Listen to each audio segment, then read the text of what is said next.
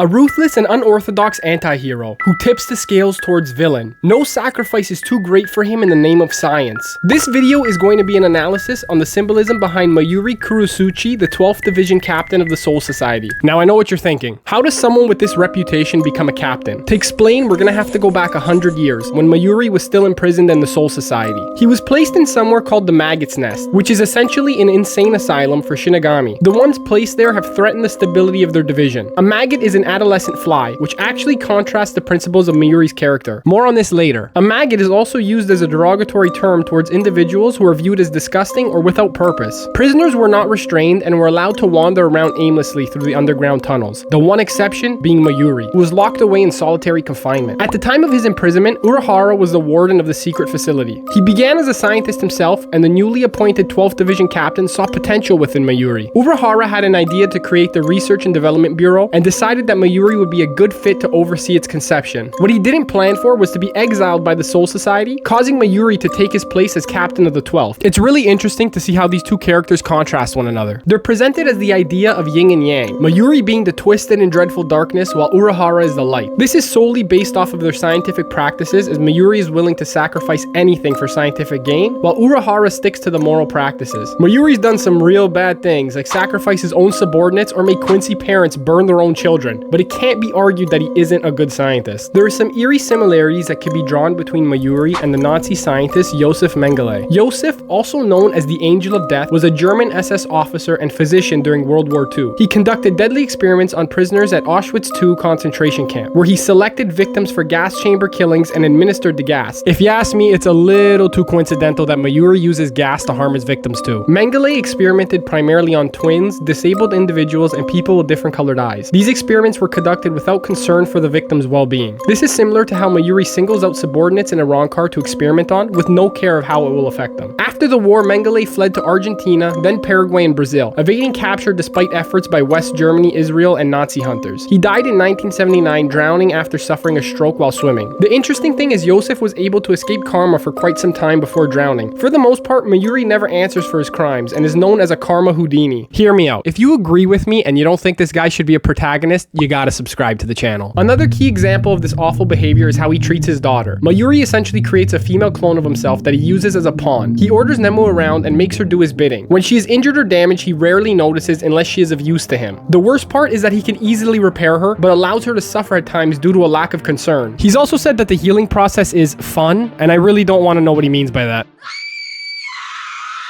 At a point, she begins to develop her own ideals and stray away from his path. Nemu is a big part in explaining how Mayuri is portrayed as the patron saint of the left hand, Baphomet. Baphomet is a controversial figure in occult and mystical traditions. It's often depicted as a humanoid figure with a goat's head, and it's associated with various symbols, such as the pentagram and the catechus. Mayuri's weapon looks similar to the catechus, golden in color with a sword down the center surrounded by what looks like two snakes. All of Mayuri's opponents represent certain aspects of this path. Cizael describes the sexual depravity and the utter lack of moral. Giselle is a sexual ambiguity, being that Baphomet is sometimes seen as a symbol of duality, representing both masculine and feminine aspects, and Pernita is the path and the goals itself. Remember when I said we would talk about the symbolism of the adolescent fly?